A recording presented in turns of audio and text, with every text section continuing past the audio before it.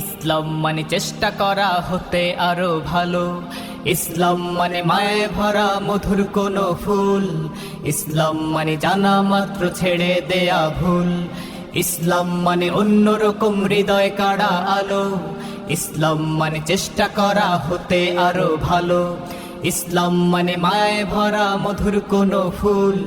ইসলাম মানে জানা মাত্র ছেড়ে দেয়া ভুল।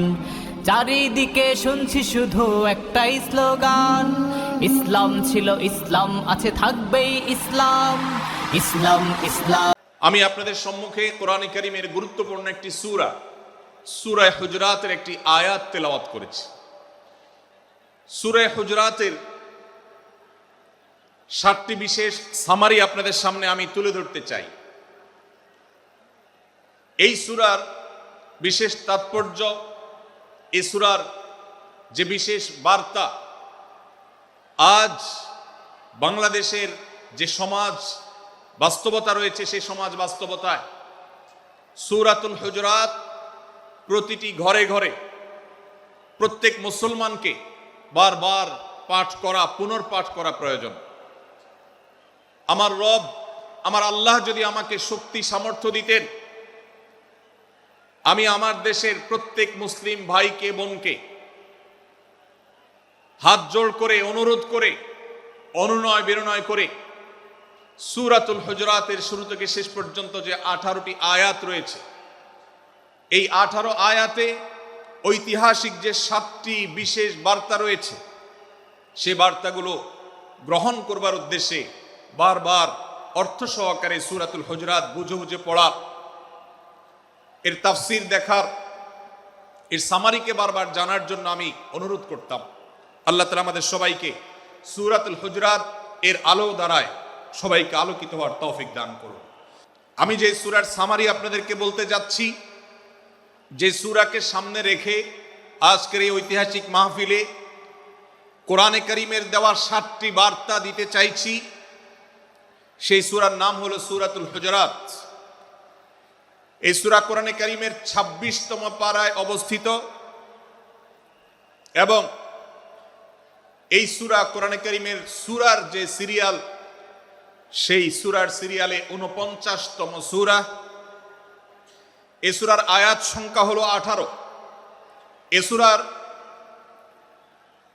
প্রথম থেকে পঞ্চম আয়াত পর্যন্ত, প্রথম এই 5টি আয়াতে আল্লাহ রাব্বুল আলামিন তার প্রিয় নবী মুহাম্মদ মুস্তাফা সাল্লাল্লাহু আলাইহি ওয়াসাল্লাম, সবাই দুরূদ পড়ি, সাল্লাল্লাহু আলাইহি ওয়াসাল্লাম, প্রিয় নবীজির নাম শুনলে দুরূদ পাঠ করতে হয়, তার জন্য দোয়া করতে হয়। কারণ আল্লাহর হাবিব সাল্লাল্লাহু আলাইহি ওয়াসাল্লাম তার সমগ্র জীবনকে যে কষ্টের মধ্যে পার করেছেন, তার সমগ্র জীবনকে উৎসর্গ করেছেন, তা আপনার আমার হেদায়েতের জন্য, গোটা বিশ্ব মানবতার মুক্তির প্রয়োজনে। যিনি তার জীবনকে, যৌবনকে শেষ করে দিয়েছেন, তার সমগ্র জীবনে কখনো ভোগ, উপভোগ, এটিকে কখনো তিনি প্রশ্রয় দেননি, প্রাধান্য দেননি।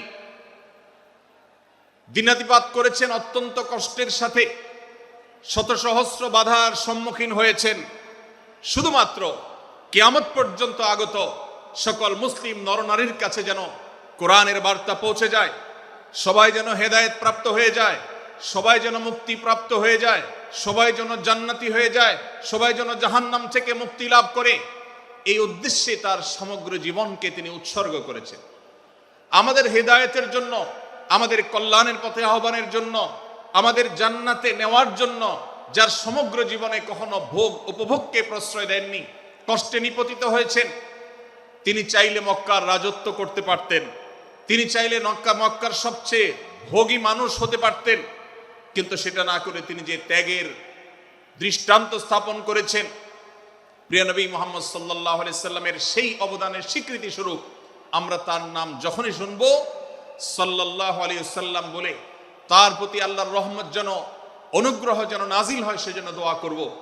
আল্লাহ তাআলা তার হাবিবকে রহমত এমনিতেই দান করবেন, আপনি আর আমি তার জন্য রহমতের দোয়া করার মধ্য দিয়ে আমরা সৌভাগ্যবান মানুষের কাতারে শামিল হতে পারবো।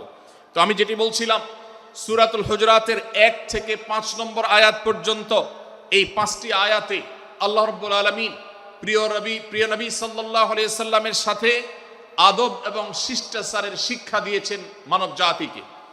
এবং আল্লাহ রাব্বুল আলামিন ঈমানদারদেরকে পরম মায়ার সাথে ডেকে ইয়া আইয়ুহাল্লাযীনা আমানু, হে ঈমানদারগণ, এই ডাকে আল্লাহ তাআলা ডেকে বলেছেন লা তুকাদ্দিমু বাইনা ইয়াদাইল্লাহি ওয়া রাসূলিহি, তোমরা আল্লাহ এবং তার রাসূলের সামনে আগ বেড়ে কোনো কথা বলবে না, আগ বেড়ে কোনো কাজ করবে না। একজন ঈমানদার, একজন মুসলমান, তার এই শিষ্টাচারের শিক্ষা তার জীবনে ধারণ করতে হবে। যখনই আল্লাহ কোনো কথা বলেছেন, আল্লাহ রাসূল সাল্লাল্লাহু আলাইহি সাল্লাম কোনো কথা বলেছেন, এটি নিশ্চিত হতে পারবো আমরা, তখন একজন ঈমানদার আর কখনো সেটার উপর কোনো কথা বলবে না, আগ বেড়ে কোনো কিছু করবে না, কোনো প্রকার সীমা লঙ্ঘন করবে না। ক্বাল আল্লাহ ক্বাল রাসূল, আল্লাহ বলেছেন, আল্লাহ রাসূল বলেছেন, এটি শোনার পর সে তার আপদমস্তককে সারেন্ডার করবে, সে নিজেকে আত্মসমর্পণ করবে। এরপর তার কোনো যুক্তিকে, কোনো বুদ্ধিকে, তার কোনো মতামতকে সে সেখানে আর দাঁড় করাবার চেষ্টা করবে না। এটা একজন শিষ্টাচার বিশিষ্ট ঈমানদারের বৈশিষ্ট্য। কোরআন এই শিক্ষা আমাদেরকে দিয়েছে। ভাইরা আমার, এই শিক্ষাকে ধারণ করে আমরা যারা মুসলমান দাবি করছি, আমাদের সম্মানীয় যারা আছেন, আল্লাহকে যেরকম আমরা সম্মান করি, আল্লাহ রাসূলকে যেরকম সম্মান করি, ঠিক একইভাবে আমাদেরকে যে সমস্ত মানুষগুলোকে সম্মান করার নির্দেশ করা হয়েছে, ওলামা একরাম রয়েছেন, আমাদের বাবা মা, বয়সে বড়, শিক্ষিত, এবং যারা আমাদের শিক্ষক বৃন্দ আছেন, এভাবে যারা আমাদের সম্মানের পাত্র আছেন, সে মানুষগুলোর সামনে আগ বেড়ে যেন কোনো কিছু না করি। সে আগ বাড়াটা কথার ক্ষেত্রে হতে পারে, চলার ক্ষেত্রে হতে পারে, আচরণের ক্ষেত্রে হতে পারে। এই শিষ্টাচারের শিক্ষা সূরা হুজুরাতের প্রথম আয়াতে আমাদেরকে দেওয়া হয়েছে। প্রিয় ভাইরা আমার, আমাদের সমাজে আজ যে সমস্ত ভালো গুণের দুর্ভিক্ষ চলছে, ক্রাইসিস চলছে, অভাব চলছে, এর মধ্যে অন্যতম হলো আজ শিষ্টাচারের অভাব। আমাদের সমাজের চতুর্দিকে আপনি দেখতে পাবেন পরিলক্ষিত হচ্ছে। আমাদের শিশু থেকে নিয়ে কিশোর, যুবক থেকে নিয়ে মধ্যবয়স্ক সকল শ্রেণী মানুষের মধ্যে আজ আদব এবং শিষ্টাচারের ভয়াবহ অভাব আমরা দেখতে পাচ্ছি। বিশেষ করে পশ্চিমা সংস্কৃতিকে আমাদের এই স্বদেশে, আমাদের এই মুসলমানদের সমাজে জোর করে পুশ করাবার, সে সমস্ত এজেন্ডাকে বাস্তবায়ন করবার যে প্রচেষ্টা এদেশের এক শ্রেণীর মানুষকে করতে দেখা যায়, তারা এদেশের সমাজের খাঁজে বাজে থাকা ইসলামের কৃষ্টি, কালচার এবং সংস্কৃতিগুলোকে ধুয়ে মুছে পরিষ্কার করবার জন্য শত সহস্র উদ্যোগ নিয়েছে। আমাদেরকে কোরআনের শিক্ষা ধারণ করে, কোরআনের শিক্ষাকে প্রচার করে, কোরআনের শিক্ষাকে প্রতিষ্ঠিত করে ব্যক্তির মধ্যে, ঘরে, পরিবারে, সমাজে, রাষ্ট্রে, সংবিধানে, আইনে, সংসদে, সর্বত্র কোরআনের শিক্ষাকে বাস্তবায়ন করে সেই সমস্ত বিন্দেশী অপসংস্কৃতি চাপিয়ে দেওয়ার ষড়যন্ত্রকে মোকাবেলা করতে হবে ইনশাআল্লাহ। ভাইরা আমার, আর সেজন্য সূরা হুজুরাতের এই শিষ্টাচারের শিক্ষা আমাদের জীবনে খুবই গুরুত্বপূর্ণ। আমরা যখনই কোনো সম্মানীয় ব্যক্তির কাছে আমরা থাকব, তাদের কথার উপরে কথা বলা, তাদের সাথে তর্ক করা, তাদের সামনে আগ বেড়ে কথা বলা, এমনকি তারা যখন চলবেন তাদের সামনে সামনে হাঁটা, এই সবগুলো কোরআনের এই শিষ্টাচারের যে শিক্ষা আছে এর পরিপন্থী। প্রিয় নবী সাল্লাল্লাহু আলাইহি সাল্লামের সময়কার একটি ঘটনা, এক ব্যক্তি তার বাবার সাথে হেঁটে যাচ্ছিলেন, বোঝা যাচ্ছিল না যে তাদের মধ্যে বাবাকে সন্তানকে। অনেক সময় বাপ সন্তানের বাহ্যিকভাবে দেখে বোঝা যায় না, এরকম কোনো কোনো ক্ষেত্রে হয়। জিজ্ঞেস করা হলো তাদেরকে, তোমাদের মধ্যে বাবাকে সন্তানকে? বলা হলো যে অমুক বাবা, অমুক সন্তান। তখন নির্দেশনা দেওয়া হলো যে সন্তান তার হাঁটা এবং চলার মধ্য দিয়ে এই বিনয়ের প্রকাশ ঘটাতে হবে, আনুগত্যের প্রকাশ ঘটাতে হবে, সম্মান এবং শ্রদ্ধার প্রদর্শন করতে হবে, যার মধ্য দিয়ে বোঝা যায় যে কে সন্তান আর কে বাবা, এর জন্য জিজ্ঞেস করতে না হয়। আজ আমাদের যারা তরুণ আছি, আমরা যুবক আছি, আমরা অনেকেই পশ্চিমা সংস্কৃতি দ্বারা প্রভাবিত হয়ে আমরা শিষ্টাচারের এই গণ্ডি এবং সীমানা পার হয়ে চলে গেছি। কোরআন আমাদেরকে শিষ্টাচারের শিক্ষা দিচ্ছে যে আমরা সিনিয়রদের সামনে বিনয়ের সাথে আচরণ করব, তাদের সামনে সামনে চলা থেকে বিরত থাকব, যথাসম্ভব তাদেরকে অনুসরণ করার চেষ্টা করব, তাদের সাথে কথা হবে, তাদের আগ বেড়ে কথা হবে না, তাদের কোনো জিজ্ঞাসা থাকলে সেটার উত্তর হবে বিনয়ের সাথে।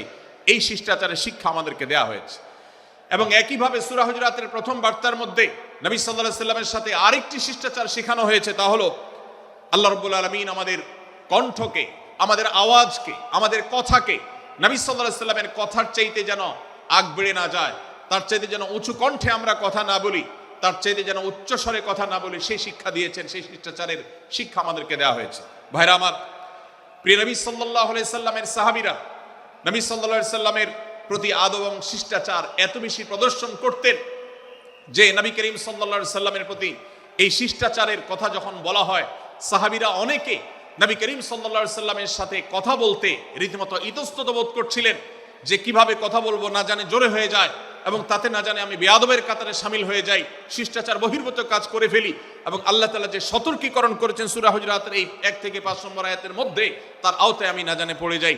তখন সাহাবায়ে কেরাম বিনয় এবং বিনম্রতা অবলম্বন করেছেন এবং তারা একরকম বিপাকে পড়ে গেছেন। এতটা তারা সভ্য ছিলেন, এতটা তারা নম্র ছিলেন, এতটা তারা বিনম্র আচরণ করতেন নবীজির সাথে। ভাইরা আমার, এই বিষয়টিও আমরা শুধুমাত্র আমাদের প্রিয় নবীজির জন্য নয়, এটি আমাদের মা বাবা, আমাদের সম্মানের পাত্র যারা আছেন, আমাদের বয়সে যারা সিনিয়র আছেন, তাদের সামনে কথা বলার সময় আমরা মেনটেন করে চলবো। অর্থাৎ আমরা উচ্চ কণ্ঠে তাদের সামনে কথা বলবো না। এই মাহফিলে এখনো শত শত হাজারো মানুষ হয়তো এমন আছেন যারা মায়ের সামনে, বাবার সামনে, বড় ভাইয়ের সামনে, শিক্ষকের সামনে, সিনিয়রদের সামনে, মুরব্বীদের সামনে, ওলামাদের সামনে উচ্চ কণ্ঠে কথা বলেন। প্রিয় ভাইরা আমার, আমরা মুসলমানদের সন্তান, আমরা মুহাম্মদ সাল্লাল্লাহু আলাইহি সাল্লামের উম্মত, আমরা আবু বকর, ওমর, ওসমান, আলী রাদিয়াল্লাহু আজমাইনের অনুসারী, আমরা কোরআনের অনুসারী। কোরআনের অনুসারী কখনো বেয়াদব হতে পারে? কোরআনের অনুসারী কখনো বেয়াদব হতে পারে? কোরআন যে শিষ্টাচারের শিক্ষা দিয়েছে, এই শিক্ষা আজ আমাদের মধ্যে ধারণ করতে হবে, আমাদের সন্তানদের শেখাতে হবে, আমাদের ঘরে ঘরে এই শিক্ষা চর্চা করতে হবে, আমাদের সমাজে এটিকে প্রতিষ্ঠিত করতে হবে। পশ্চিমা সংস্কৃতির যে ছোবল, সে ছোবল আমাদের সন্তানদেরকে আজকাল অনেক ক্ষেত্রে বেয়াদবে পরিণত করছে, তাদের অনেক সময় শিষ্টাচার থেকে বের করে দিচ্ছে। তারা কখনো স্বাধীনতার নামে, কখনো মত প্রকাশের নামে, কখনো বিভিন্ন নামে তারা কিন্তু হারিয়ে যাচ্ছে। আজকের এই বাস্তবতাকে উপলব্ধি করে সূরা হুজুরাতের 1 থেকে 5 নম্বর আয়াত এর শিক্ষাকে আমাদের মধ্যে ধারণ করতে হবে। আল্লাহ তাআলা আমাদের সবাইকে সেই তৌফিক দান করুন। ভাইরা আমার, সূরা হুজুরাতের প্রথম বার্তা প্রিয় নবী সাল্লাল্লাহু আলাইহি সাল্লামের সাথে শিষ্টাচার। আল্লাহ এবং তার রাসূলের সামনে, আল্লাহ এবং তার রাসূলের সামনে আগ বেড়ে কোনো কথা না বলা, আগ বেড়ে কোনো আচরণ না করা, এটা তার প্রতি শিষ্টাচারের অংশ। এবং আল্লাহ রাসূলের সামনে উচ্চ কণ্ঠে জোরে কথা না বলা, এটাও তার প্রতি শিষ্টাচারের অংশ। আল্লাহ তাআলা আমাদেরকে এই শিষ্টাচার আমাদের জীবনের প্রত্যেকটা পদে পদে ধারণ করার তৌফিক দান করুন, বলুন আমিন। ভাইরা আমার, সূরা হুজুরাতের দ্বিতীয় যে শিক্ষা, সেই শিক্ষাটা বর্ণিত হয়েছে এই সূরার 6 থেকে 8 নম্বর আয়াত। 6 থেকে 8 নম্বর এই আয়াতের মধ্যে আল্লাহ রাব্বুল আলামিন আমাদেরকে দ্বিতীয় শিক্ষা দিয়েছেন, ঈমানদার কখনো কোনো কথা বলার আগে সেই কথা সত্য কিনা, বাস্তব কিনা সেটি যাচাই বাছাই না করে বলবে না। ঈমানদার কখনো গুজবে কান দিবে না। ঈমানদার কখনো শোনা কথার উপরে ভিত্তি করে কোনো সিদ্ধান্ত গ্রহণ করবে না। এই শিক্ষাটাও আজকের বাস্তবতার আলোকে আমাদের সমাজের জন্য অত্যন্ত গুরুত্বপূর্ণ এবং প্রয়োজনীয়। প্রিয় ভাইরা আমার, আমাদের চতুর্পাশে যদি আমরা তাকাই, আমরা দেখতে পাবো সোশ্যাল মিডিয়াতে, ফেসবুকে আজকাল কোনো তথ্য উপাত্ত পেলে সেটার পরখ করা ছাড়া, যাচাই বাছাই করা ছাড়া, সত্য অসত্য নিরূপণ করা ছাড়া আমরা অনেকে সেটার প্রচার প্রচারণায় নেমে যাই। আমরা অনেকে সেটার শেয়ার দেওয়া শুরু করে দিই।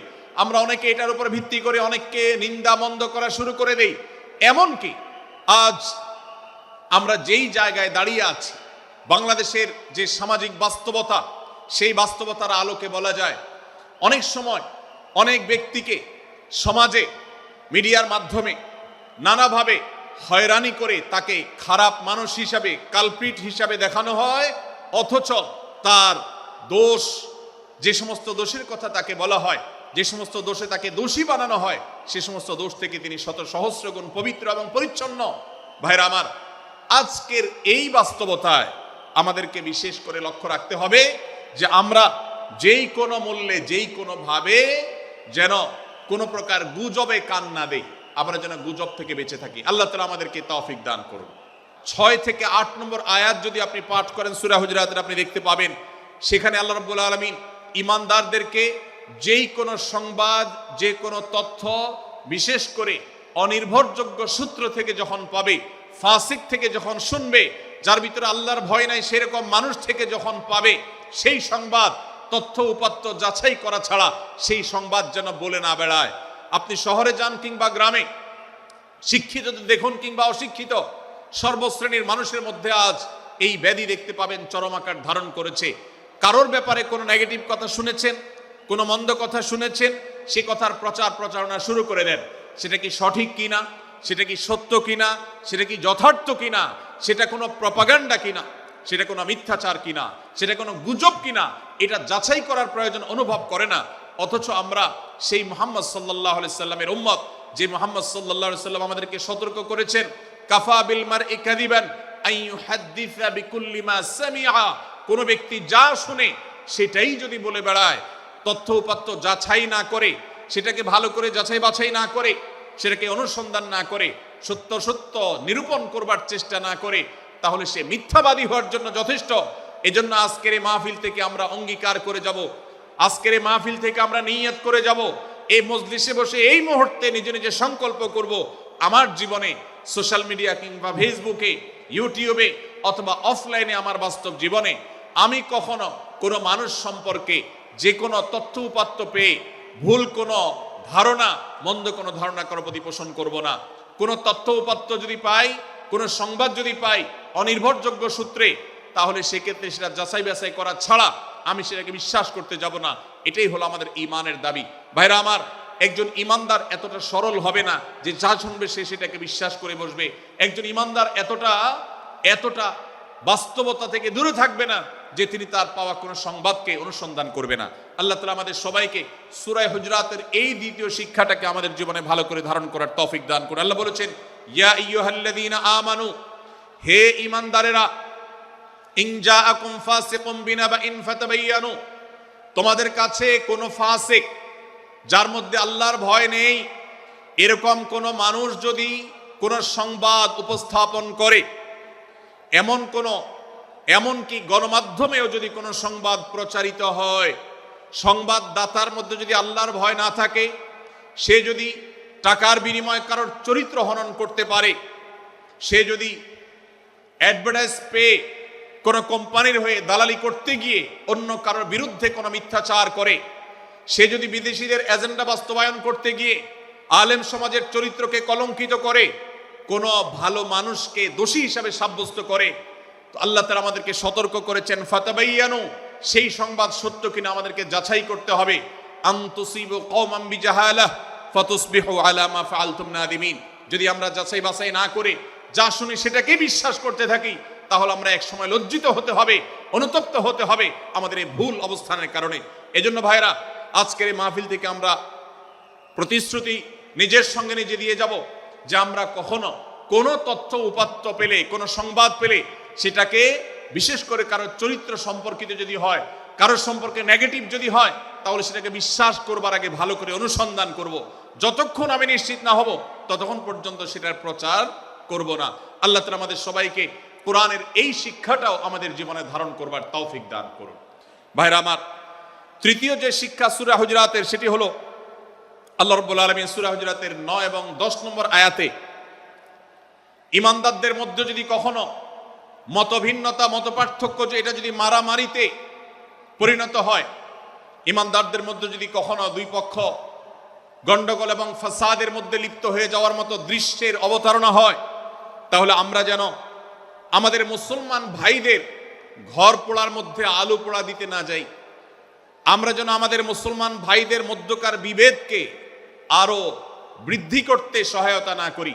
আমরা যেন মীমাংসার পথ অবলম্বন করি।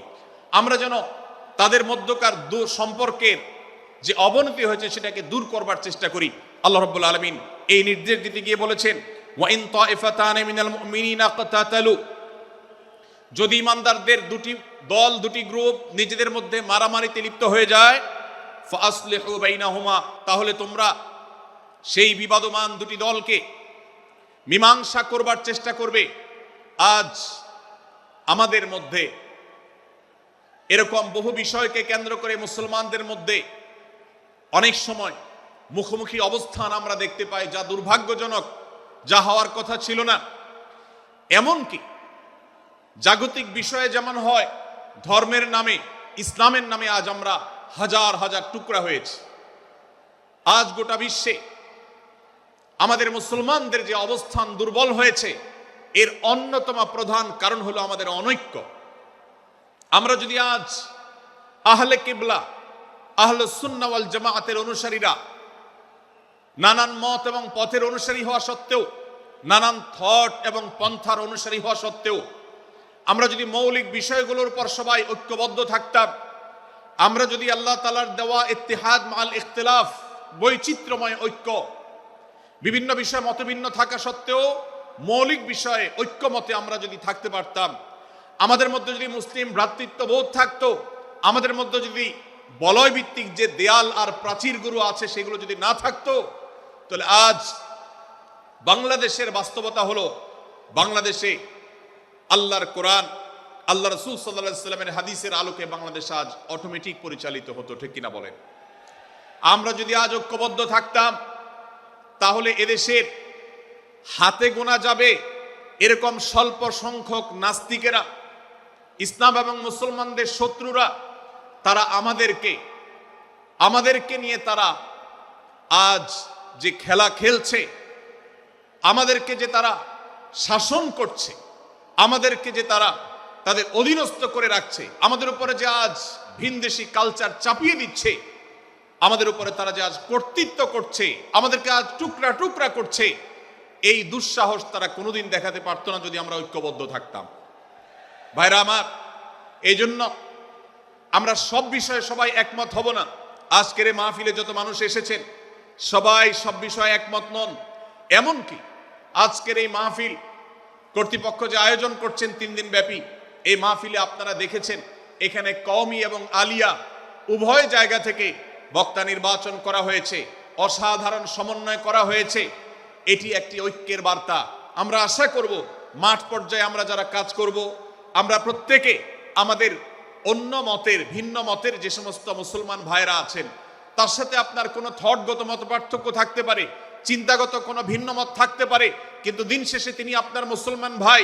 তার আল্লাহ আর আপনার আল্লাহ এক, তার রাসূল এবং আপনার রাসূল এক, তার কেবলা এবং আপনার কেবলা এক, তার কোরআন আর আপনার কোরআন এক, তার নামাজ আর আপনার নামাজ এক, তার রোজা আর আপনার রোজা এক, তার যাকাত এবং আপনার যাকাত এক, তার সাথে আপনার মোটা এবং মৌলিক বিষয়ে কোনো মত পার্থক্য নাই। অতএব ছোটখাটো বিষয়কে কেন্দ্র করে আপনি যদি তাকে আপনার প্রতিপক্ষ মনে করেন, আপনি যদি তাকে আপনার শত্রু মনে করেন, এটা হবে আপনার ইসলামের জন্য, আপনার জন্য, এদেশের মুসলমানদের জন্য সবচেয়ে বড় ভুল। ভাইরা আমার, হারদুই হযরত আশরাফ আলী থানভী রহমতুল্লাহ আলাইহির সর্বশেষ খলিফা আবরুল হক সাহেব রহমতুল্লাহ আলাইহি বলতেন, दीन के हर काम करने वालों को रफीक समझो, फरीक न समझो। যারাই আল্লাহর দ্বীনকে বুলন্দ করবার জন্য, যারাই আল্লাহর দ্বীনকে সেবা দেওয়ার জন্য, খেদমত করার জন্য কাজ করছে, তার পদ্ধতি তোমার থেকে ভিন্নতর হতে পারে, তাকে তুমি তোমার বন্ধু মনে করো, সহযাত্রী মনে করো, পথযাত্রী মনে করো, সহযোদ্ধা মনে করো, তোমার প্রতিপক্ষ মনে করবে না। প্রিয় ভাইরা আমার, আজ বাংলাদেশে ইসলাম যতটা পিছিয়ে আছে তার প্রধান কারণ হলো আমাদের অনৈক্য। আজ আমরা যদি আমাদের মধ্যকার যে সমস্ত দেয়াল এবং প্রাচীরগুলো, অদৃশ্য প্রাচীরগুলো উঠে আছে, যেগুলো আমাদের মুসলিম ভ্রাতৃত্বকে ভেঙে খান খান করে দিয়েছে, টুকরো টুকরো করে দিয়েছে, যদি আজ আমরা সে সমস্ত অদৃশ্য প্রাচীরগুলো দূরে সরাতে পারতাম, আমার ভিন্ন মতের ভাইকে যদি আমার ভাই মনে করতে পারতাম, তার যদি আমি কল্যাণকামী হতে পারতাম, আল্লাহর কোরআনের ঘোষণা অনুযায়ী এই মুসলমানদের ঐক্যবদ্ধ শক্তিকে দমাবার শক্তি পৃথিবীর কারোর নাই, কারোর নাই, কারোর নাই।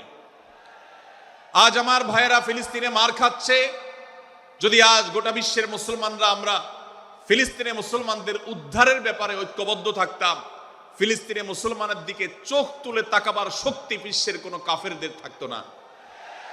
আজ যদি আমরা আমাদের মুসলমান নির্যাতিত ভাইদের ব্যাপারে সারা বিশ্বের মুসলমানরা ঐক্যবদ্ধ অবস্থান গ্রহণ করতে পারতাম, মুসলমানের দিকে চোখ তুলে তাকাবার শক্তি বিশ্বের কোনো কারোর থাকতো না। ভাইরা আমার, গোটা বিশ্বে ঐক্য প্রতিষ্ঠা করা আপনার আমার মতো সাধারণ মানুষের দ্বারা হয়তো সম্ভবপর হবে না, কিন্তু আমরা যারা মাঠ পর্যায়ে কাজ করছি, আমি আপনাদেরকে করজোড় করে অনুরোধ করতে চাই। আমি জানি আপনার এলাকাতে, আপনার মহল্লাতে আপনার সাথে অন্য মুসলমান ভাইদের অনেক ক্ষেত্রে মতভিন্নতা আছে। সেটা রাজনৈতিক দৃষ্টিভঙ্গির ক্ষেত্রে হতে পারে, সেটা ধর্মীয় থট এবং মানহাজ মাযহাব মাসলাকগতভাবে হতে পারে, সেটা অন্য কোনো ইস্যুভিত্তিক মত পার্থক্য হতে পারে। আল্লাহর জন্য, আল্লাহর ওয়াস্তে, আল্লাহর ওই আয়াতকে মেনে আমল করার চেষ্টা করি আমরা। আল্লাহ বলেছেন, ওয়া'তাসিমু বিহাবলিল্লাহি জামিআন ওয়া লা তাফাররাকু, তোমরা আল্লাহর রশিকে সবাই ঐক্যবদ্ধভাবে আঁকড়ে করে ধরো, ঐক্যবদ্ধভাবে আল্লাহর রশিকে আঁকড়ে ধরো, তোমরা পরস্পর বিচ্ছিন্ন হয়ে যেও না। আমরা অনেক ফরজের কথা শুনেছি, নামাজ রোজা ফরজ আমরা জানি, বাবা মার প্রতি সদ্ব্যবহার করার ফরজের কথা আমরা জানি, আত্মীয়তার সাথে সুসম্পর্ক, আত্মীয়তার বন্ধন রক্ষার কথা আমরা জানি, ফরজ হওয়ার কথা জানি, কিন্তু মুসলমানদের ঐক্যবদ্ধ থাকতে হবে এই ফরজের কথা আমরা অনেকেই জানি না। ভাইরা আমার, মুসলমানদেরকে আল্লাহ রাব্বুল আলামিন ঐক্যবদ্ধ থাকার নির্দেশ দিয়েছেন। এই ঐক্যটা এর মানে এই নয় যে সবাই এক মতের হয়ে যাবে সব বিষয়ে। বিভিন্ন বিষয়ে আমাদের মধ্যে মত পার্থক্য থাকবে, তারপরে আমরা একে অন্যের সহযোদ্ধা হব, সহযাত্রী হব, আমরা একে অন্যের কল্যাণকামী হব, একে অন্যের ভালো চাইব। আমার ভিন্ন মতের মুসলমানের কোনো ক্ষতিতে আমি খুশি হব না, তার ক্ষতিতে আমি কষ্ট পাবো, তার সাফল্যকে আমি এনজয় করব, আনন্দিত হব। এটা যদি করতে না পারি তো আমি কখনো খালেস এবং সাচ্চা মুসলমান হতে পারলাম না। আল্লাহ তাআলা আমাদের অন্তরগুলোকে উদার করে দিন, ব্রড করে দিন, প্রশস্ত করে দিন, বড় করে দিন, উম্মার ঐক্যের প্রয়াসী হওয়ার তৌফিক দান করুন বলুন আমিন। ভাইরা আমার, আমরা মহল্লায় মহল্লায়, এলাকায় এলাকায়, মসজিদে মসজিদে, আমাদের নিজস্ব বলয়ে, নিজস্ব অঙ্গনে আমরা চেষ্টা করব ভিন্ন ভিন্ন মতের মুসলিম ভাইকেও আমার ভাই হিসাবে আঁকড়ে ধরার, আপন করার। ডক্টর খন্দকার আব্দুল্লাহ জাহাঙ্গীর রাহমাহুল্লাহ এই অঞ্চলের সন্তান। তিনি বলতেন, বেদাতে লিপ্ত কোনো মুসলমান, তার ব্যাপারেও আমি মনে করি আমার ভাই ভুলের মধ্যে আছেন, তার ব্যাপারে আমার মায়া মমতা কাজ করে, আমি তার কল্যাণকামী, তাকে আমার ভাই মনে করি। ঠিক একইভাবে আমার কোনো মুসলমান ভাইয়ের সাথে যদি আমার ভিন্ন মতের কারণে আমার মনে হয় যে তিনি ভুল পথে আছেন, তারপর তাকে আমি শত্রু ভাববো না, তার অকল্যাণ আমি চাইবো না। আজ বাংলাদেশের বাস্তবতা যদি আমরা তাকাই, দেখতে পারবো ইসলাম এবং মুসলমানদের যত শত্রু আছে, আমরা দেখেছি গত কয়েক যুগ ধরে তাদের নিজেদের মধ্যে হাজারো বিভক্তি, হাজারো মত পার্থক্য থাকা সত্ত্বেও মুসলমানদের শত্রুতা করার ব্যাপারে তারা সবাই ঐক্যবদ্ধ। অথচ আমরা মুসলমানরা, আমাদের আল্লাহ, আমাদের রাসূল, আমাদের কোরআন, আমাদের কিবলা, আমাদের সবকিছু এক হওয়া সত্ত্বেও ছোটখাটো বিষয়কে নিয়ে আমরা আমাদের মধ্যকার বিভেদের প্রাচীরগুলোকে দাঁড় করিয়ে রেখেছি, যার কারণে আমরা গোটা বিশ্বে যেমন মার খাচ্ছি, আমাদের এই প্রিয় মাতৃভূমিতেও আমরা সংখ্যায় সবচেয়ে বেশি হয়েও আমরা কালচারালি মাইনরিটি হয়ে আছি, সংস্কৃতিতে আমরা সংখ্যালঘু হয়ে আছি। সব ক্ষেত্রে আমাদেরকে ইগনোর করা হয়। 4 লক্ষ মসজিদের এদেশে 4 লক্ষ ইমাম আছেন, 4 লক্ষ মুয়াজ্জিন আছেন। এই মসজিদগুলো এদেশে, এর নেটওয়ার্ক যতটা শক্তিশালী, এদেশের সকল রাজনৈতিক দলগুলোর নেটওয়ার্ককে যদি একত্র করা হয়, মসজিদগুলোর মতো এতটা শক্তিশালী নেটওয়ার্ক এদেশের সমাজে নাই। কিন্তু ওলামা একরামকে ইগনোর করা হয়, মুসলমানদের ইগনোর করা হয়। এদেশের আইনে কোরআন এবং সুন্নাহ এদেশের মুসলমানদের ধ্যান ধারণাকে কখনো বিবেচনায় আনা হয় না। এই যে মুসলমানদের আজ দুরবস্থা, এর অন্যতম প্রধান কারণ হলো আমাদের হাজার হাজার ভাগে বিভক্তি।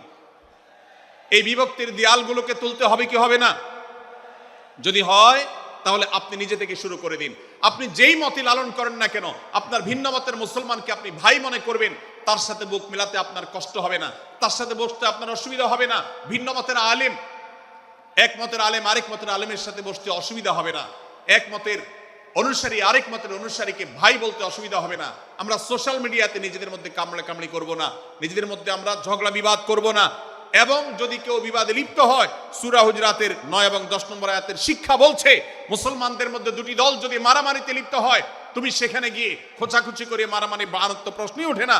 বরং আল্লাহ বলছেন যে ফাসলিহু বাইনাহুমা, তাদের উভয়ের মধ্যে মীমাংসা করবার জন্য তুমি উদ্যোক্তা হও, তুমি উদ্যোগী হও। ভাইরা আমার, আমরা অনেকেই হয়তো জেনে থাকবো মিথ্যা এটা আল্লাহর জমিনের সবচেয়ে বড় জঘন্য অপরাধগুলোর মধ্যে থেকে একটি। একজন মুসলমান কোন অবস্থাতে মিথ্যা বলতে পারে না, কিন্তু কোন মুসলমান যদি অন্য মুসলমানের সাথে কখনো বিবাদ বিতণ্ডায় লিপ্ত হয়ে যায়, দুজন মুসলমান বা দুটি বলয়, দুটি পক্ষ, দুটি গোষ্ঠী মুসলমানদের, তাদের মধ্যে যদি কোনো বিষয় যদি ভুল বুঝাবুঝি তৈরি হয়, ভিন্ন মত সৃষ্টি হয়, একে অন্যের সাথে শত্রু ভাবাপন্ন হয়ে যায়, তাহলে তাদের দুইজনের মধ্যে বা দুই পক্ষের মধ্যে মীমাংসা করবার জন্য কেউ যদি মিথ্যা কথাও বলে, অর্থাৎ আপনি এক পক্ষের কাছে গিয়ে বললেন, ভাই আপনি যাকে এত খারাপ মনে করছেন, যার ব্যাপারে আপনি এতটা রাগান্বিত হয়ে আছেন, আমি তো জানি তিনি আপনার ব্যাপারে অনেক সফট চিন্তা রাখেন, আপনার ব্যাপারে অনেক ইতিবাচক ভাবনা রাখেন, আপনার ব্যাপারে অনেক সুধারণা পোষণ করেন। আপনি যদি একজন মুসলমানের কাছে গিয়ে, এক পক্ষের কাছে গিয়ে যদি এই কথাটা বলেন, বাস্তবে তিনি যদি এটা নাও বলেন, তারপরেও আপনি যদি এই মিথ্যা কথা বলেন, এই মিথ্যা এটা শুধু জায়েজ নয়, বরং এই মিথ্যাটা এর মাধ্যমে আপনি যে তাদের পরস্পরের সম্পর্ককে ভালো করার চেষ্টা করেছেন, এর মাধ্যমে আপনি আল্লাহর কাছে নেকি এবং সওয়াব পাবেন ইনশাআল্লাহ। ভাইরা আমার, তাহলে দুজন মুসলমান, দুটি পক্ষ, দুটি দল, দুটি বলয়, দুটি গোষ্ঠী যদি কখনো ভিন্ন মত তাদের মধ্যে তৈরি হয়, সেটা যদি মারামারিতে গিয়ে পৌঁছায়, সেটা যদি বিবাদ বিতণ্ডা পর্যন্ত গিয়ে পৌঁছায়, আমাদের কাজ হবে মধ্যে থেকে সেটাকে মীমাংসার মাধ্যমে দূরত্বকে কমানো। আমরা কখনো দূরত্ব বাড়াবো না, পারলে দূরত্ব কমাবো।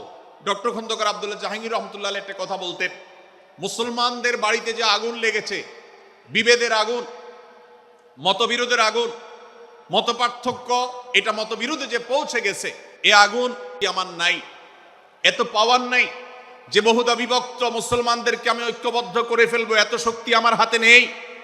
কিন্তু একটা শক্তি আমার কাছে আছে ভাই, সেটা হলো যে বিবাদমান মুসলমানদের মধ্যে বিবাদ যেন আর না বাড়ে, বিবাদের যে আগুন লেগেছে সে আগুনে যেন আর ঘি ঢালা না হয়, কেরোসিন ঢালা না হয়, সেজন্য আমি ভূমিকা রাখতে পারি।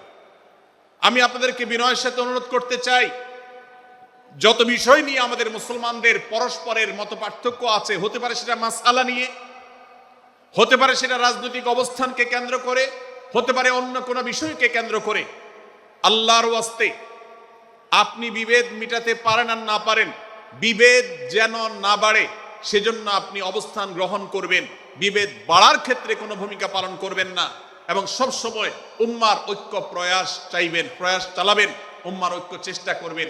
আল্লাহর কাছে আপনি যে দোয়াগুলো করেন, এর মধ্যে একটা দোয়া যেন এটাও থাকে, হে আল্লাহ, আমরা বহুদা বিভক্ত হয়ে গেছি, আমরা টুকরা টুকরা হয়ে গেছি, যার কারণে তোমার ভাষ্য অনুযায়ী ফাতাফশালু ওয়া তাযহাবা রিহুকুম, আজ আমাদের শক্তি শেষ হয়ে গেছে, আমরা দুর্বল হয়ে গেছি।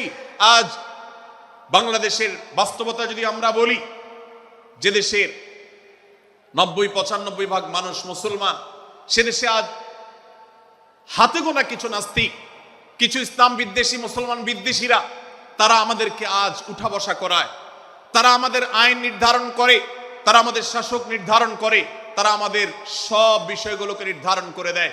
আমাদের সন্তানরা পাঠ্যপুস্তকে কি পড়বে সেটাও ইসলাম বিদ্বেষীরাই ঠিক করে দেয়। ভাইরা আমার, এই অবস্থার যদি পরিবর্তন চাই, তাহলে আমাদের মধ্যকার দূরত্বগুলো কমাতে হবে। এজন্য আপনার দোয়ার মধ্যে আল্লাহর কাছে নিবেদন করুন, আল্লাহ আপনি আমাদের মধ্যকার বিভেদগুলো কমিয়ে দিন, আল্লাহ আমাদের ওলামাদেরকে ঐক্যবদ্ধ করে দিন, আল্লাহ আমাদেরকে ইত্তেহাদ মাল ইখতিলাফ, বৈচিত্র্যময় ঐক্য, মতভিন্ন থাকা সত্ত্বেও মৌলিক বিষয় ঐক্যবদ্ধ হওয়ার তৌফিক দান করুন।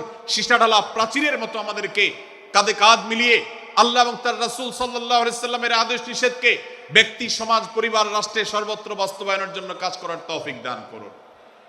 আমরা আমাদের দোয়ার মধ্যে মুসলমানদের ঐক্যের জন্য দোয়া করব তো ইনশাআল্লাহ। আল্লাহ তাআলা আমাদেরকে সেই তৌফিক দান করুন। ভাইরা আমার, তাহলে সূরা হুজুরাতের তৃতীয় শিক্ষা বলছিলাম, 9 থেকে 10 নম্বর আয়াতে আল্লাহ রাব্বুল আলামিন মুসলমানদের মধ্যে যদি কখনো বিবাদ বিতণ্ডা, মারামারি, হানাহানি সৃষ্টি হয়, তাহলে সেটিকে মীমাংসা করবার কথা বলেছেন। অতএব যদি কোনো স্বামী স্ত্রীর মধ্যেও কখনো মনোমালিন্য তৈরি হয়, আপনার যদি সেখানে ভূমিকা রাখবার সুযোগ থাকে, আপনি চেষ্টা করবেন উভয়ের মধ্যে দূরত্বটা কমাবার জন্য। আমরা অনেকে আজকাল নামাজ কালাম পড়ি, রোজা রাখি, দাড়ি রাখি, অনেক ভালো ভালো কথা বলি, অথচ দুজনের মধ্যে গন্ডগোল লাগলো, আমরা সেখানে এক পক্ষ হয়ে আরেক পক্ষকে আমরা খেপিয়ে তুলি। পারলে অনেকে চগলখড়ি করেন, প্রত্যেক পক্ষের কাছে গিয়ে অপর পক্ষের ব্যাপারে মিথ্যা কথা বলে তাদের মধ্যে ভেজালকে আরো বাড়িয়ে দেন। এই জন্য নবী সাল্লাল্লাহু আলাইহি ওয়াসাল্লামের ঐতিহাসিক হাদিস রয়েছে, লা ইয়াদখুলুল জান্নাতা নাম্মাম, যে ব্যক্তি চগলখড়ি করে, দুজনের মধ্যকার গন্ডগোল ফাসাদ বৃদ্ধিতে যে ব্যক্তি ভূমিকা রাখে, ভেজাল লাগায়, এই চগলখোর কখনো জান্নাতে যাবে না। আমাদের অনেকেরই এই দুঃস্বভাব আছে, এই খারাপ চরিত্র আছে। সূরা হুজুরাত, এই জন্য আমাদের আজকের যে সমাজ বাস্তবতা আছে, আমাদের যে ব্যাধি আছে ব্যক্তিগত পর্যায়ে, আমাদের পরিবারের সমাজের সর্বত্র যে ব্যাধিগুলো ছেয়ে গেছে, সূরা হুজুরাতের প্রতিটি আয়াত যেন সেই ব্যাধির সবচেয়ে বড় মহৌষধ, সেটার জন্য সবচেয়ে বড় প্রতিষেধক, সেটার জন্য সবচেয়ে বড় সমাধান। এই জন্য আমি বলেছি শুরুতে, আমার যদি আল্লাহ শক্তি সামর্থ্য দিতেন, প্রত্যেক মুসলমানের হাতে পায়ে ধরে সূরা হুজুরাতের 18টি আয়াত, প্রত্যেকটি আয়াত আমি আমার মুসলমান ভাইদেরকে বলতাম, বারবার পড়ুন, বারবার পাঠ করুন, বোঝার চেষ্টা করুন, জীবনকে পরিবর্তন করুন। এদেশে নামাজি মুসলমান আপনি কম বেশি পাবেন, এদেশে রোজাদার মুসলমান কম বেশি পাবেন, এদেশে হজ আদায়কারী মুসলমান কম বেশি পাবেন, এদেশে তাসবিহরত মুসলমান কম বেশি পাবেন, কিন্তু এদেশে আচার আচরণ, কাজ কারবার, আখলাক এবং বান্দার হক এবং অধিকার, অন্যের অধিকার সংশ্লিষ্ট বিষয়ে সচেতন মুসলমান আপনি খুব বেশি পাবেন না। আর এই জন্যই আমাদের জান্নাতের পথে অনেক বড় অন্তরায় হয়ে আছে। আজ আমাদের চরিত্রগুলো নষ্ট হয়ে গেছে। আমরা নামে মুসলমান, আমরা চগলখড়ি করি, আমরা নামে মুসলমান, দুজনের মধ্যে গন্ডগোল সৃষ্টি করে দেই। গন্ডগোল আগে থেকে সৃষ্টি থাকলে সেটাকে বাড়াবার চেষ্টা করি। আমরা নামে মুসলমান, আমাদের শিষ্টাচার নাই, আদব নাই, লেহাজ নাই। এই জন্য সূরা হুজুরাতের প্রতিটি আয়াত আমাদেরকে শিক্ষা দেয়। আল্লাহ তাআলা আমাদের সকলকে এই শিক্ষাগুলো আজকের এই মাহফিল থেকে আমাদের বুকের ভেতরে পরম যত্ন সহকারে নিয়ে যাওয়ার এবং আমাদের জীবনকে পরিবর্তন করার তৌফিক দান করুন। ভাইরা আমার, তৃতীয় এই শিক্ষাটি শেষ করে আমি বলতে চাচ্ছি, চতুর্থ আয়াতে আল্লাহ রাব্বুল আলামিন আমাদেরকে বলেছেন, আমরা যেন কেউ কাউকে নিয়ে বিদ্রূপ না করি, ব্যঙ্গ না করি, কেউ কাউকে যেন বাজে নামে না ডাকি, কেউ যেন কাউকে খোঁচাখুচি না করি, কেউ যেন কারোর নাম বিকৃত করে তাকে না ডাকি। ভাইরা আমার, এই আয়াতটি আমি শুরুতে তেলাওয়াত করেছি। আল্লাহ বলেছেন, ইয়া আইয়ুহাল্লাযীনা আমানু লা ইয়াসখার কওমুম মিন কওমিন আসা আন ইয়াকুনু খায়রাম মিনহুম। হে ঈমানদারেরা, হে মুসলমানেরা, তোমাদের কেউ যেন অন্য কারোর নাম ধরে অন্য কাউকে ব্যঙ্গ বিদ্রূপ ঠাট্টা না করে। আমরা একে অন্যকে নিয়ে ঠাট্টা করি কি করি না?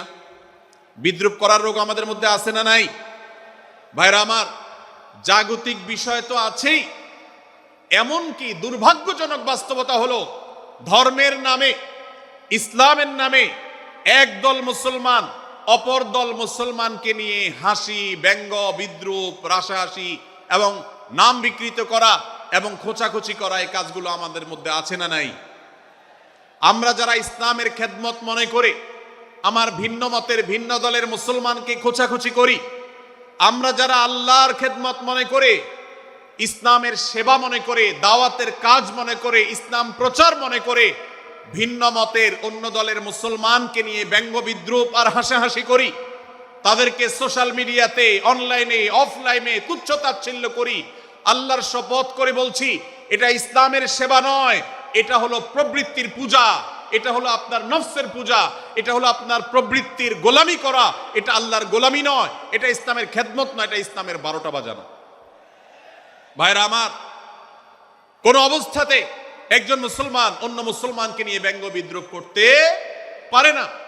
আমার মুসলমান ভাই যদি কোনো ভুল কথা বলে, ভুল কাজ করে, আমি যথাযথ নিয়মে তাকে সংশোধনের চেষ্টা করব, সমালোচনা করার দরকার হলে সেটাও করব, কিন্তু হাসাহাসি নয়, বিদ্রূপ নয়, ব্যঙ্গ করা নয়। আজ আমাদের তরুণদের মধ্যে এটা একটা আর্টে পরিণত হয়েছে। আপনারা রোস্টিং ভিডিওর কথা কম বেশি সবাই জেনে থাকবেন। রোস্টিং ভিডিওর কথা আপনারা জানেন কি জানেন না?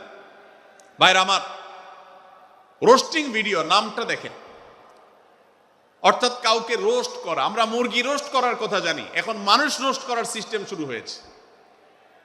একজন মানুষের কোনো ভুল কিছু পেয়েছেন, অবশ্যই আপনি সমালোচনা করবেন।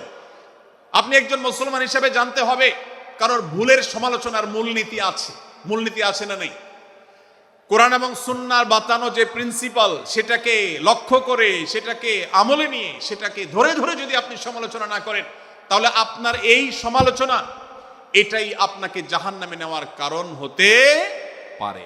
ভাইরা আমার, আপনি কাউকে রোস্ট করার নামে, কাউকে সমালোচনা করার নামে, হতে পারে কেউ ভুল করেছেন, কিন্তু সেটা করতে গিয়ে যদি তার অধিকার নষ্ট করেন, আপনি সীমা ছাড়িয়ে চলে যান, আপনি যদি ব্যঙ্গ বিদ্রুপ করে হারামের পর্যায়ে চলে যান, তাহলে সূরা হুজরাতের আয়াতের আলোকে আপনি কবিরা গুনাহে লিপ্ত হলেন। আমরা অনেকে আছি যে ব্যক্তিগত পর্যায়ে এই বিদ্রুপ করাটাকে আমরা কোনো বিষয় মনে করছি না। সোশ্যাল মিডিয়াতে অনেকগুলো ভিডিও ক্লিপ আছে, আপনাদের চোখে নিশ্চয়ই পড়েছে, আমার চোখে বহু পড়েছে, যে অনেক সময় দেখা যায় বিনোদনের নামে কাউকে খোঁচাখুচি করা, কাউকে অপমান করা, কাউকে হয়তো ধাক্কা দিয়ে পানি দিয়ে ফেলে দেয়া, কাউকে কষ্ট দেয়া, কাউকে হয়তো প্রতারিত করা, এটাকে আমরা এনজয় করি। অনেক ভিডিও ক্লিপে দেখা যায় এভাবে কাউকে কোনোভাবে অপমানিত করে, কাউকে কোনোভাবে ধোকা দিয়ে বোকা বানিয়ে আমরা এনজয় করি, আমরা হাসাহাসি করি। আমাদের রুচি নষ্ট হতে হতে আজ এই পর্যায়ে এসেছে যে এটা আমাদের এনজয়ের বিষয় হয়েছে, এটা আমাদের আনন্দের বিষয় হয়েছে। ভাইরা আমার, সূরা হুজরাতের এই আয়াত অর্থাৎ 11 নম্বর আয়াত, এই আয়াত বলছে আমাদের জন্য কোন মুসলমানকে, কোন মানুষকে ব্যঙ্গ বিদ্রুপ করা হারাম। কোন মুসলমানকে ব্যঙ্গ বিদ্রুপ করা কি হারাম। অতএব আপনি রসিকতা করে যদি কারোর সাথে ব্যঙ্গ বিদ্রুপ করেন এবং সেটা যদি তার মনে কষ্ট হওয়ার কারণ হয়, তিনি যদি সমাজের মানুষের কাছে হেয় প্রতিপন্ন হন, তাহলে ইসলামী শরীয়তের দৃষ্টিকোণ থেকে সারা বিশ্বের সমস্ত ওলামাদের ঐক্যমতে সেটা হারাম। আমরা চুরি করা হারাম জানি, আমরা ডাকাতি করা হারাম জানি, আমরা মাদক সেবন করা হারাম জানি, আমরা নামাজ ত্যাগ করা হারাম জানি। এই সমস্ত হারাম থেকে আমরা অনেকেই বেঁচে থাকি, কিন্তু আমি আমার মুসলমান ভাইয়ের চরিত্র হনন করছি, শুধুমাত্র সাধারণ জীবনযাত্রার ক্ষেত্রে করছি তা নয়, এমনকি ধর্মের নামে, ইসলাম প্রচারের নামে, দাওয়াতের নামে আমরা আমাদের প্রতিপক্ষ মুসলমান ভাইকে নিয়ে অনেক সময় ব্যঙ্গ বিদ্রুপ করি, হাসাহাসি করি, তাকে ছোট করি, তাচ্ছিল্য করি, হেয় করি, তার সম্মানহানি করি। আমরা জানি না আমাদের প্রিয় নবী সাল্লাল্লাহু আলাইহি ওয়াসাল্লাম এর একটা হাদিস আমাদের সামনে রয়েছে, সহিহ মুসলিমে বর্ণিত হয়েছে। নবী করিম সাল্লাল্লাহু আলাইহি ওয়াসাল্লামের এই হাদিস আজ সবচেয়ে অসহায় হাদিস। অসহায় হাদিস এই জন্য বললাম যে আজকের এই হাদিসের উপরে কেউ আমল করে না, এই হাদিসটাকে কেউ পাত্তা দেয় না, এই হাদিসকে কেউ গুরুত্ব দেয় না, অথচ এই হাদিস প্রত্যেক মুসলমানের বুকে বুকে ঝুলিয়ে রাখা দরকার। এই হাদিস আমাদের ঘরে ঘরে ঝুলানো দরকার, এই হাদিস আমাদের অফিসগুলোতে শোভা পাওয়া দরকার, এই হাদিস আমাদের জীবনে বাস্তবায়ন হওয়া দরকার। নবী করিম সাল্লাল্লাহু আলাইহি ওয়াসাল্লাম সেই হাদিস বর্ণনা করেছেন। আবু হুরায়রা রাদিয়াল্লাহু তাআলা আনহু তিনি বলেছেন, লা তাহাসাদু, লা তাহাসাদু, হে মুসলমানরা, তোমরা কেউ কাউকে কখনো হিংসা করবে না, কেউ কাউকে হিংসা করবে না। আমাদের মধ্যে হিংসা আছে না নাই? হিংসা আছে না নাই? আমরা একে অন্যকে হিংসা করি। একদল মুসলমান অন্য দল মুসলমানকে হিংসা করে, কেউ কারো ভালো দেখতে পারে না। ভাইরা আমার, আল্লাহ নবী বলেছেন, লা তাহাসাদু, তোমরা একে অন্যকে হিংসা করো না। ওয়ালা তানাজাসু, কেনা বেচা করতে গিয়ে কেউ কাউকে ধোঁকা দিও না, প্রতারণা করো না। ওয়ালা তাবাগাদু, তোমরা একে অন্যের সাথে শত্রুতা বিদ্বেষ পোষণ করবে না। ওয়ালা তাদাবারু, তোমাদের কেউ যেন কারোর পেছনে লেগে না থাকে, কাউকে অবজ্ঞা যেন না করে। ওয়ালা ইয়াবি আহাদুকুম আলা বাই'i আখিহি, এবং তোমাদের কেউ যেন আরেকজনের কেনা বেচার উপরে সেখানে ইন্টারফেয়ার করে সে যেন সেখানে কোনো প্রকার ক্ষতিগ্রস্ত কাউকে না করে। ওয়াকুনু ইবাদাল্লাহি ইখওয়ানা, হে মুসলমানরা, তোমরা আল্লাহর বান্দা, ভাই ভাই হয়ে থাকো। তোমাদের মধ্যে মতপার্থক্য থাকুক, দলগত মতপার্থক্য, অবস্থানগত মতপার্থক্য, থটগত মতপার্থক্য, মাযহাব মাসলাবগত মতপার্থক্য থাকুক, কিন্তু তোমরা আল্লাহর বান্দা, ভাই ভাই হয়ে থাকো। এক দলের মুসলমানকে আল্লাহ তাআলা ভাই ভাই হতে বলেন নাই, এক গ্রুপের মুসলমানকে আল্লাহ ভাই ভাই হতে বলেন নাই, এক বলয়ের মুসলমানকে আল্লাহ ভাই ভাই হতে বলেন নাই, নিজ দলের মুসলমানের সাথে আল্লাহ ভাই ভাই থাকতে বলেন নাই। আল্লাহ বলেছেন সকল মুসলমানদের সাথে ভাই ভাই হয়ে থাকার জন্য, ভ্রাতৃত্বের বন্ধনে থাকার জন্য। এইজন্য আল্লাহ নবী সাল্লাল্লাহু আলাইহি ওয়াসাল্লাম সে নির্দেশ করেছেন। আল্লাহ নবী সাল্লাল্লাহু আলাইহি ওয়াসাল্লাম আরো বলেছেন, আল মুসলিমু আখুল মুসলিম, মুসলমান মুসলমানের ভাই, লা ইয়াজলিমুহু ওয়ালা ইয়াখযুলুহু, কোন মুসলমান কোন মুসলমানকে জুলুম করতে পারে না, তার আইল ঠেলতে পারে না, তার জমি দখল করতে পারে না, তার অধিকার নষ্ট করতে পারে না, তাকে কথা দিয়ে অত্যাচার করতে পারে না। ওয়ালা ইয়াখযুলুহু, তাকে অপমানিত করতে পারে না, লাঞ্ছিত করতে পারে না। ওয়ালা ইয়াকরিবুহু, তার সাথে মিথ্যা বলতে পারে না। ওয়ালা ইয়াহকিরুহু, তাকে তাচ্ছিল্য করতে পারে না। আত্তাকওয়া হাহুনা, আত্তাকওয়া হাহুনা, আত্তাকওয়া হাহুনা। নবীজি তিনবার নিজের বুকের দিকে তাকিয়ে দেখিয়েছেন, তাকওয়া এখানে, তাকওয়া এখানে, তাকওয়া এখানে। আমাদের অন্তরকে ভালো করতে হবে, সমস্ত মুসলমানদের জন্য উদার হতে হবে, কলিজাকে বড় করতে হবে, মনটাকে ব্রড করতে হবে, প্রশস্ত করতে হবে, অন্য মুসলমানকে ভাই মনে করতে হবে। কোনো ভিন্ন মতের মুসলমানের সাথে শত্রুতা পোষণ করা যাবে না। ভাইরা আমার, অতএব এই হাদিসকে সামনে রেখে এই হাদিসের শেষ অংশে নবী সাল্লাল্লাহু আলাইহি সাল্লাম বলেছেন, আল মুসলিমু কুল্লুল মুসলিমি আলাল মুসলিমি হারামুন দমুহু ওয়া মালুহু ওয়া ইরদুহু। এক মুসলমানের জন্য অন্য মুসলমানের তিনটি জিনিসকে আল্লাহ তাআলা হারাম করে দিয়েছেন। কোন মুসলমানের রক্ত এটা প্রবাহিত করা, কাউকে হত্যা করা যেরকম হারাম, কোন মুসলমানের সম্পদ অন্যায়ভাবে আপনি ভোগ করবেন, দখল করবেন, মেরে দিবেন, এটা হারাম। ঠিক একইভাবে কোন মুসলমানের সম্মান নষ্ট করবেন, ইজ্জত নষ্ট করবেন, সম্ভ্রম নষ্ট করবেন, অপমান করবেন, এটাকে আল্লাহ তাআলা হারাম করেছেন। আল্লাহ তাআলা আমাদের সবাইকে অন্য মুসলমানদের ব্যাপারে এরকম দায়িত্বশীল ভূমিকা রাখার তৌফিক দান করুন, বলুন আমিন। ভাইরা আমার, সূরা হুজরাতের 4 নম্বর আয়াতের এই শিক্ষাকে ধারণ করে আমরা কারোর প্রতি ব্যঙ্গাত্মক আচরণ করব না। অনেক মুসলমান আছেন অন্য মুসলমানদের নাম ধরে ধরে বিদ্রুপ ব্যঙ্গ করেন, নাম বিকৃত করেন। অনেক সময় আমরা রসিকতা করেও আমাদের অনেকের নাম বিকৃত করি। আল্লাহ সুবহানাহু ওয়া তাআলা এটাকে হারাম করেছেন। এমনকি নবী সাল্লাল্লাহু আলাইহি ওয়াসাল্লাম বলেছেন, লা তাকুল লিকাসিরিন ইয়া কাসিরু। কোন খাটো বা বেটে মানুষকে হে বেটে, হে খাটো এরকম বলে ডেকো না। নবী সাল্লাল্লাহু আলাইহি ওয়াসাল্লাম বলেছেন, এভাবে ডাকলে তিনি অপমানিত হন। আল্লাহ তাকে এভাবে সৃষ্টি করেছেন। আমরা অনেক সময় দেখা যায় একে অন্যকে খোঁচা মারতে গিয়ে তার গায়ের রং কালো হলে, তিনি দেখতে আকারে ছোট হলে তাকে আমরা ব্যঙ্গ করি, বিদ্রুপ করি, তাকে আমরা তাচ্ছিল্য করি, তাকে আমরা অপমান করি, তাকে আমরা অপদস্থ করি। ভাইরা আমার, এটা আমাদের জন্য হারাম। আমি আবারও বলছি, চুরি হারাম আমরা জানি, ডাকাতি হারাম আমরা জানি, আমরা অন্যান্য হারামের কথা জানি, কিন্তু এই যে এক মুসলমান অন্য মুসলমানের অধিকার নষ্ট করা হারাম, এটা আমরা জানি না। এক মুসলমান অন্য মুসলমানের নাম বিকৃত করা হারাম, এটা আমরা জানি না। এই ব্যাপারেও আমরা দেখেছি যে আমরা যারা ইসলামের দাওয়াতের কথা বলি, কোরআন হাদিসের কথা বলি, তারাও দেখা যায় সোশ্যাল মিডিয়াতে, ফেসবুকে একদল মুসলমান অন্য দলে মুসলমানদেরকে নানা বাজে উক্তি দিয়ে ডাকাডাকি করে, বিকৃত নামে ডাকে, বিকৃত উপাধি দেয়, খারাপ কথা বলে, অমুকের দালাল তমুকের দালাল ইত্যাদি ধারণা করে কথা বলে। এই কাজগুলো হারাম, এগুলো আমরা কখনো করব না। 5 নম্বর যে শিক্ষা আছে সূরা হুজুরাতে, সেটা হলো 12 নম্বর আয়াতে আল্লাহ রাব্বুল আলামিন এখানে কুধারণা করাকে হারাম করেছেন, মন্দ ধারণা করতে আল্লাহ তাআলা নিষেধ করেছেন, এবং গীবত করতে, পেছনে লাগতে নিষেধ করেছেন। ভাইরা আমার, এই একটি আয়াত অর্থাৎ সূরা হুজুরাতের 12 নম্বর আয়াত, এই আয়াতটির শিক্ষা ধারণ করে যদি আমরা আমাদেরকে শুধরাতে পারি, সংশোধন করতে পারি, তাহলে ইসলামের মেইন যে কাজগুলো আছে, ঈমানকে বিশুদ্ধ করা এবং শিরক মুক্ত ঈমান আনা, 5 ওয়াক্ত নামাজ পড়ার পর, বান্দার হক আদায়ের পর, এই আয়াতটির পর আমল করলে আপনার জান্নাতে যাওয়ার সবচেয়ে বড় বাধা দূর হয়ে যাবে ইনশাআল্লাহ। ভাইরা আমার, যে আয়াতে আল্লাহ তাআলা আমাদেরকে কারো প্রতি মন্দ ধারণা করতে নিষেধ করেছেন, গীবত করতে নিষেধ করেছেন, কারো পেছনে লাগালাই করতে নিষেধ করেছেন, সে আয়াতে আল্লাহ রাব্বুল আলামিন বলেছেন, ইয়া আইয়ুহাল্লাযীনা আমানু ইজতানিবু কাসীরাম মিনায-যন্ন। হে ঈমানদারেরা, হে মুসলমানরা, তোমরা কারোর প্রতি ধারণা, মন্দ ধারণা তোমরা করো না, এটা থেকে বিরত থাকো। অনেক ধারণা অর্থাৎ মন্দ ধারণা, এটা গুনাহ, এটা থেকে বিরত থাকো। ইন্না বা'দায-যন্নি ইসম। কারণ কিছু কিছু ধারণা অর্থাৎ যেগুলো মানুষের সম্পর্কে কোনো তথ্য উপাত্ত ছাড়া নিছক ধারণা প্রসূত মন্দ ধারণা করা হয়, সেগুলো গুনাহের কারণ, সেগুলো অপরাধের কারণ, সেগুলো কবিরা গুনাহ, সেগুলো পাপাচার, সেগুলো আল্লাহর অসন্তুষ্টির কারণ, সেগুলো আল্লাহর অবাধ্যতার কারণ। এজন্য ভাই, কারোর প্রতি মন্দ ধারণা করা যাবে না। এক্ষেত্রে আমি জানি আমাদের ব্যক্তিগত পর্যায়ে কারোর ব্যাপারে কোনো কিছু কথা উঠেছে অথবা সামান্য একটু সন্দেহ তৈরি হয়েছে, আমরা তার চরিত্র নিয়ে টানাটানি করি। আমরা জানি না একজন মুসলমানের চরিত্রের মূল্য কত বড়। আমার কাছে সুস্পষ্ট প্রমাণ আসার আগ পর্যন্ত কোনো মুসলমানের চরিত্র নিয়ে আমার ব্লেম করবার কোনো অধিকার আমার নাই। এই জন্য একজন মুসলমান কখনো কারো প্রতি কুধারণা করবে না, মন্দ ধারণা পোষণ করবে না, খারাপ ধারণা পোষণ করবে না। আল্লাহ তাআলা আমাদেরকে এবং মুসলমানের সম্পর্কে খারাপ ধারণা করা থেকে বেঁচে থাকার তৌফিক দান করুন। সূরা হুজরাতের 12 নম্বর আয়াতে আল্লাহ রাব্বুল আলামিন আমাদেরকে সূরা হুজরাতের 5ম শিক্ষা দিয়েছেন।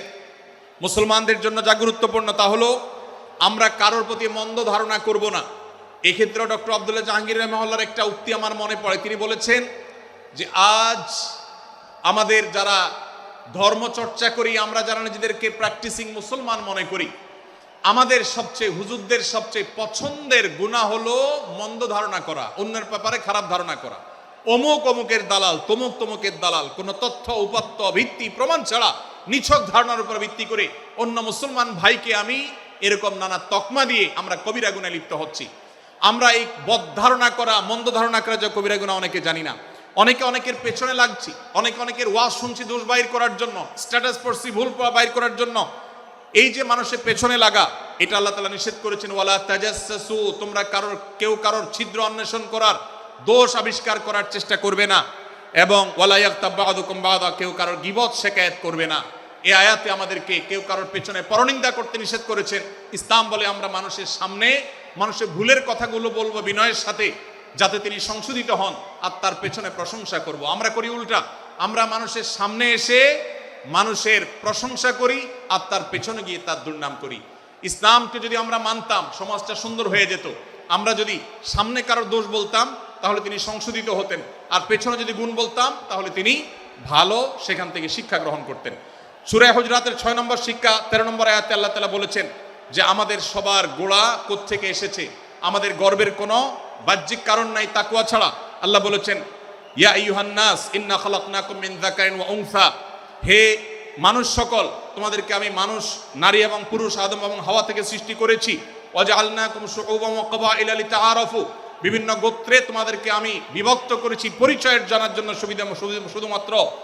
আর আল্লাহ বলেছেন শেষে, ইন্নাল্লাহা আলিমুন খাবীর, তোমরা কি করো আল্লাহ জানে। অতএব আমাদের কারোর উপর কারো কোনো শ্রেষ্ঠত্ব নেই তাকওয়া ছাড়া।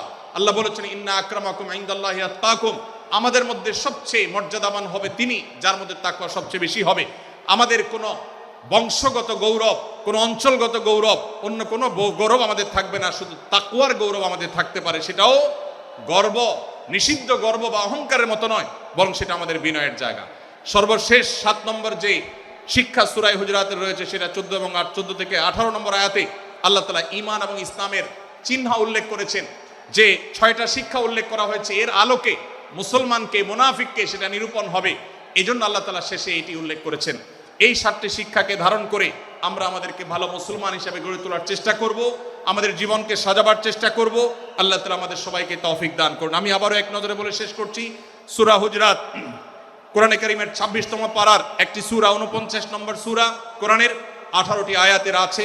প্রথম থেকে 5 নম্বর আয়াত পর্যন্ত আল্লাহ রাসূলের সাথে আদব লেহাজ বজায় রাখা, শিষ্টাচার মেনটেন করা, এবং সম্মানীয় ব্যক্তিদের সাথেও এখান থেকে আমরা শিক্ষা নিয়ে আদব লেহাজ বজায় রাখা, তাদের সামনে আগ বেড়ে কথা না বলা, আগ বেড়ে কাজ না করা, উচ্চকণ্ঠে কথা না বলাই শিক্ষা আল্লাহ দিয়েছেন। দ্বিতীয়ত, আমাদেরকে কোনো সংবাদ, বিশেষ করে অনির্ভরযোগ্য তথ্যের সংবাদ শুনে আমাদেরকে কারোর ব্যাপারে ধারণা করার আগে আল্লাহ তাআলা আমাদেরকে যাচাই করার শিক্ষা দিয়েছেন। আমরা যেন গুজবে, আমরা যেন ধারণা প্রসূত কোনো তথ্যে আমরা যেন কান না দেই, সেই শিক্ষা আল্লাহ আমাদেরকে দিয়েছেন। এটি 6 থেকে 8 নম্বর আয়াতে, 9 থেকে 10 নম্বর আয়াতে আল্লাহ তাআলা মুসলমানদের 2 গ্রুপের মধ্যে গন্ডগোল দেখা দিলে মীমাংসা করতে বলেছেন, এবং 4 নম্বর শিক্ষা 11 নম্বর আয়াতে বিদ্রুপ করতে নিষেধ করেছেন আল্লাহ তাআলা, কারণ নাম ধরে ব্যঙ্গ করাকে হারাম করা হয়েছে। এবং 5 নম্বর শিক্ষা 12 নম্বর আয়াতে আল্লাহ তাআলা দিয়েছেন, কারোর প্রতি মন্দ ধারণা করা যাবে না, কারোর পেছনে লাগা যাবে না, এবং কারোর মন্দ নামে কাউকে ডাকা যাবে না, কারোর সমালোচনা তার পেছনে করা যাবে না, এগুলোকে হারাম করা হয়েছে। 6 নম্বর শিক্ষা 13 নম্বর আয়াতে আল্লাহ বলেছেন, আমাদের সবার মধ্যে কারোর কোনো শ্রেষ্ঠত্ব নাই তাকওয়া ছাড়া। যার তাকওয়া যত বেশি, আল্লাহ ভীতি যত বেশি, তিনি আল্লাহর কাছে তত শ্রেষ্ঠ এবং সেরা। 7 নম্বর সর্বশেষ শিক্ষা হলো 14 থেকে 18 নম্বর আয়াতে আল্লাহ রাব্বুল আলামিন ঈমানদারদের আলামত, মুনাফিকদের আলামত উল্লেখ করেছেন। সেখান থেকে শিক্ষা নিয়ে আমরা আমাদের ঈমানকে পরখ করার চেষ্টা করব, আমাদের আমলকে পরখ করার চেষ্টা করব। আল্লাহ তাআলা আমাদেরকে সূরা হুজরাতের আলোকে আমাদের জীবনকে গঠন করার তৌফিক দান করুন, বলুন আমিন। আল্লাহ তাআলা আমাদের সবাইকে আজকের এই তাফসীরুল কোরআন মাহফিল থেকে সূরা হুজরাতের এই 7টি শিক্ষাকে ধারণ করে ভালো মুসলমান, যে মুসলমান সম্পর্কে নবীজি বলেছেন আল মুসলিমু আখুল মুসলিম, মুসলমান মুসলমানের ভাই। যে হাদিসে নবীজি বলেছেন যে আল মুসলিমু মান সালিমাল মুসলিমুনা মিন লিসানি ওয়া ইয়াদি, মুসলমান সে যার হাত আর মুখ দ্বারা অন্য কোনো মুসলমান কষ্ট পায় না, নিরাপদে থাকে। আমরা আমাদের সমাজকে শান্তিপূর্ণ, সুশৃঙ্খল রাখতে হলে আমাদেরকে মুসলমান হতে হবে, ভালো মানুষ হতে হবে। আমাদের হাত মুখ দ্বারা কেউ কষ্ট পাবে না, কারোর হক নষ্ট করব না, কারোর অধিকার নষ্ট করব না, কারোর কষ্টের কারণ হবে না, কাউকে আঘাত করব না, কাউকে গালি দিব না, কারোর কোনো প্রকার অধিকার খর্ব করব না, জুলুম করব না। আল্লাহ তাআলা আমাদের সবাইকে কোরআন এবং হাদিস যে মুসলিমের চিত্র অঙ্কন করেছে, কোরআন এবং হাদিসে মুসলিমের যে রূপরেখা বর্ণনা করেছে, কোরআন এবং হাদিসে যে আদর্শ মুসলমানের চিত্র উপস্থাপন করেছে, আল্লাহ আমাকে, আপনাকে, আমাদের সবাইকে সেই মুসলমান হওয়ার তৌফিক দান করুন, বলুন আমিন। ভাইরা আমার, আমরা মুসলমানরা যদি কোরআন হাদিসের আলোকের সে আদর্শ মুসলমান হতে পারি, বিশ্বের মানচিত্র পরিবর্তন হতে সময় লাগবে না, বাংলাদেশের পরিস্থিতি পরিবর্তন হতে সময় লাগবে না। তবে সব কিছুর আগে আমাদেরকে বদলাতে হবে, আমাদেরকে মুসলমান হতে হবে, কোরআন এবং হাদিসের বাস্তব অনুসারী হতে হবে।